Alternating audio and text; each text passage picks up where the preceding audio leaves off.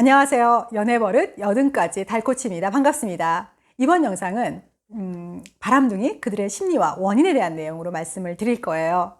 정도의 차이는 있겠지만 어린 시절 건강한 자기애적 욕구가 충족되지 못하게 되면은 자신 스스로를 사랑할 줄도 모르고요. 또 타인을 진심으로 사랑할 줄도 모르게 됩니다.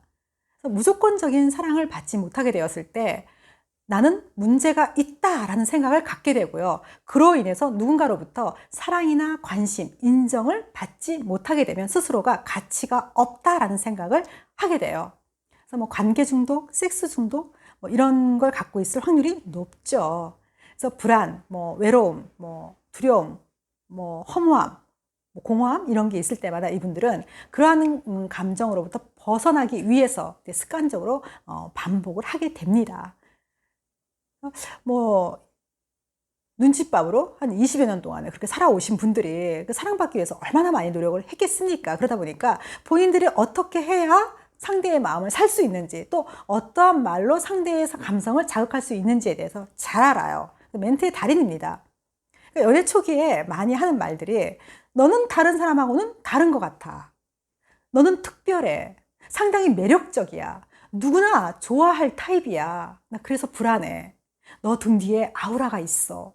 나는 내 마음이 열리지 않으면 난 아무도 못 만나. 난 그런 성격이야. 그래서 너는 특별해. 너는 사랑받을 만한 존재야. 라는 걸로 상대를 비행기를 태우죠. 또 모성애를 자극하는 그런 멘트를 또 합니다.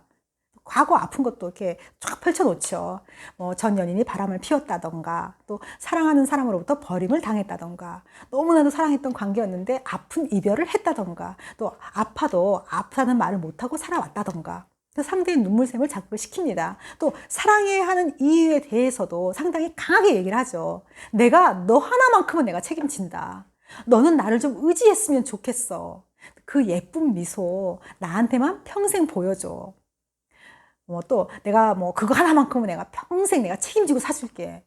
뭐 이런 말도 하시죠. 근데 여기까지만 멘트를 들었을 때 뭐 호감이나 관심 있는 상대에게 할 수 있는 표현이라고 생각하실 수 있는데, 문제는요.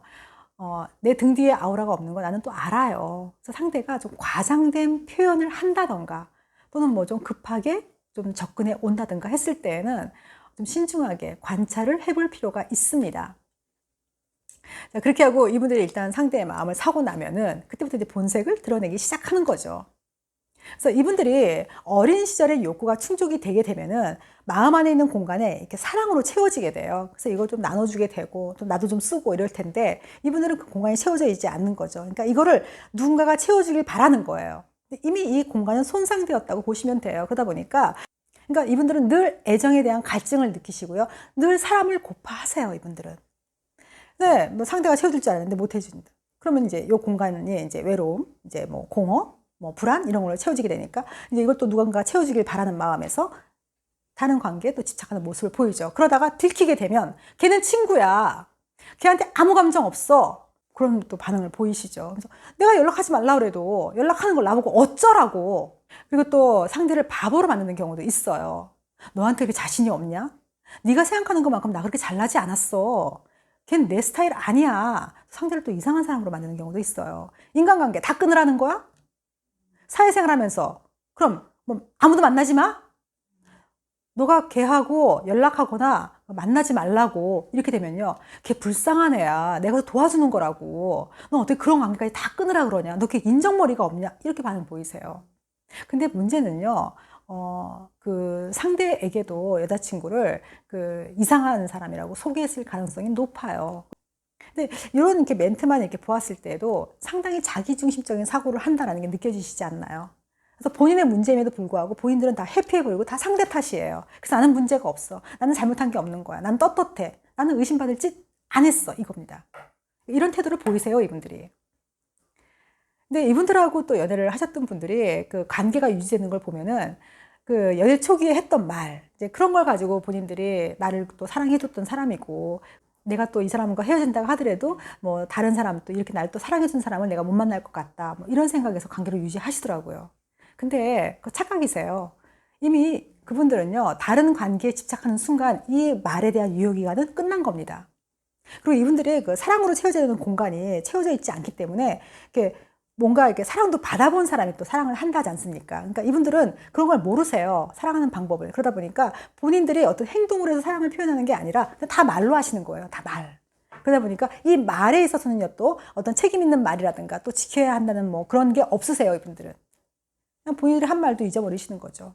그리고 뭐 그냥 책임만 그 순간만 모면하기 위해서 그 말을 그냥 이렇게 쉽게 하시는 거예요, 이분들은. 그래서 이분들의 특징이 또 약속에 대한 것도 상당히 좀 흐지부지 하세요. 잘 못 지키십니다. 예, 사람이 상당히 또 중요한 게 말과 행동이 일치해야 됩니다. 이게 중요한 이유가요, 그 사람의 행동이 곧 그 사람의 인격이고요. 그 사람이 어떤 사람인지를 증명해 주는 겁니다. 그렇기 때문에 말보다는 행동을 보셔야 돼요. 또 이분들이 헤어질 때 보면요, 상당히 여지를 많이 남깁니다. 어디 학원에서 배우시는 것 같아요. 거의 다 비슷하세요. 그래서 뭐 나한테 너는 과분한 상대였어. 뭐 나하고 헤어지고 나면 넌 좋은 사람 만날 거야.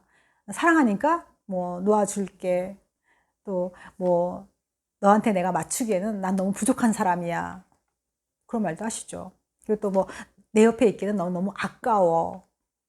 너는 아프지 마. 내가 네 몸까지도 다 아플게. 뭐 이런 말도 하시고요. 근데 결국 이분들은 본인들이 헤어지게 되는 원인, 또 뭐 그런 이유, 이런 걸 잘 모르세요. 그러니까 본인 자신들이 한 행동이 상대에게 상처가 된다라는 거에 대해서 이분들은 모르시는 겁니다. 오히려 본인들은 억울해 하시죠. 난 떳떳하다는 거예요. 난 잘못한 게 1도 없다라는 겁니다. 그래서 이분들은요, 그 바람을 피우고 나서도요, 상당히 떳떳하세요. 내가 걔 좋아해? 내가 걔랑 잤어? 난 의심받을지 1도 안 했어. 사람, 괜한 사람 잡지 마. 이렇게 또 반응 보이세요. 그리고 또, 그 성관계 한 개 들키고 난 후에도요, 이분들은 당당하세요. 내가 뭐 걔를 사랑해? 어떻게 하다 보니까 그렇게 된 건데. 어떻게 사람 마음을 의심해? 근데 내 마음 하나만 믿어주면 안 되겠냐? 내 마음을 믿어주지 못하는 거야. 그게 화가 나. 막 이러세요. 내가 너처럼 그렇게 행동했다면, 넌 어떨 것 같아? 라고 물어보면요. 10에 8, 9은 얘기하세요. 너도 맞나? 나는 이해할 것 같아. 내 마음이라면. 이렇게 얘기를 하세요. 근데 한번 해보세요. 절대 용납 안 됩니다. 눈 뒤집고 덤빌 거예요, 아마. 내가 하면 로맨스고, 남이 하면 불륜인 거죠.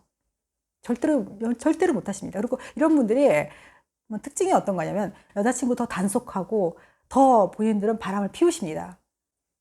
그리고 또 이분들이 그 20대 때 하는 말과 30대 때 하는 말이 달라요. 20대는 그냥 저돌적으로 막 달려드는 그런 멘트였다면 30대는요, 밑밥을 깝니다.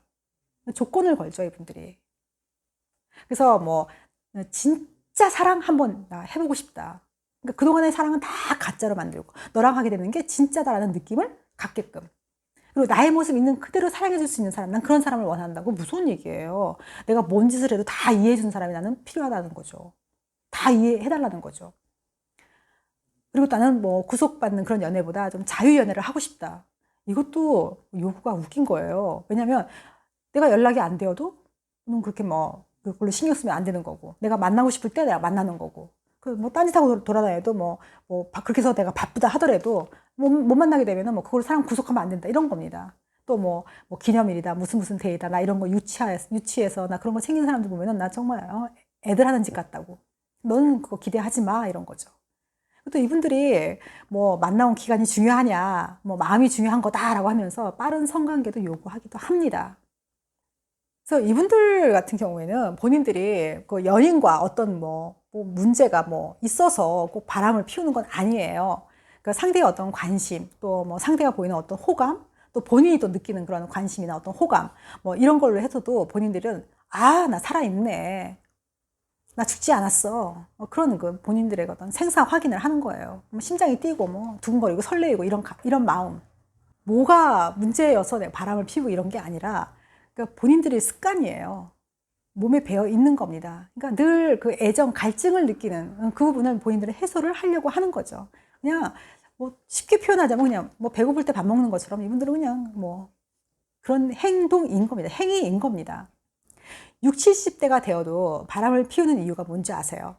두근두근거리고 막 가슴이 막 뛰고 막 설레고 이런 감정, 그런 것 때문에 바람을 피운다 하시더라고요. 그분들 역시도 생사 확인을 그걸로 하시는 거죠. 뭐 살아있다, 뭐 죽지 않았다 하는 거죠. 그래서 뭐 삶의 어떤 활력소를 얻으신다고 하더라고요. 네, 이분들도 뭐 그런 게 매 한 가지입니다. 그래서 이분들과 연애를 또 하셨던 분들이 그런 그 속마음과 다른 표현을 잘 하십니다. 거기에 익숙해지신 분들은 본인들이 그러니까 막말을 들어도 또 상대가 막 그렇게 막 행동을 하더라도 저 사람 마음은 진심은 그게 아니야 라고 생각하는 거예요. 그렇기 때문에 헤어지고 나서도 그냥 그 매달릴 수 있는 거예요. 제가 지금 이 영상을 올리게 된 이유가 얘기를 많이 하세요. 헤어지신 분들은 또 미련을 많이 갖고 있으시더라고요. 그래서 뭐 내가 연락을 해볼까요? 뭐 언제쯤 연락이 올까요? 뭐 연락은 오기나 할까요? 뭐 언제쯤 연락한다면 언제쯤 해야 될까요? 뭐 이런 얘기도 많이 하시고요. 또 오히려 어떤 분들은요, 또 반성하시는 분들도 있어요. 아, 내가 너무 뭐 다그쳤는지, 내가 너무 집착한 건 아닌지, 조금 더 이해를 했어야 되는 건데, 내가 너무 속 좁게 굴었던 건 아닌지, 또 이런 생각도 하시는 분들이 있으세요. 그래서 제가 이런 말씀 드리는 게 또 그런 분들이 갖고 연애 중이신 분들은 또 이런 생각을 많이 갖고 계세요. 내가 상대를 변화시킬 수 있다라는, 나를 통해서 좀 변화가 되지 않을까라는 기대, 그것도 갖고 계시더라고요. 근데 그거 어렵습니다. 왜냐면 그들을 변화시킬 수 있는 거는요, 전문가나 그들 자신뿐이에요. 전문가들도요, 그들이 변하고자 하는 그 의지가 강해야 돼요. 그래야 개입이 되어서 진행이 되는 거지. 연인이 혼자서 그렇게 뭔가를 생각하고 노력하고 한다는 거는 상당히 무모하신 겁니다. 왜냐하면 이게 후유증이 큽니다. 이런 경우에는. 그렇기 때문에 좀 빠른 판단, 그리고 좀 현명한 판단을 좀 필요로 하지 않나라는 생각이 들어요. 자, 이번 영상은 제가 여기서 마무리를 짓도록 하겠습니다. 감사합니다.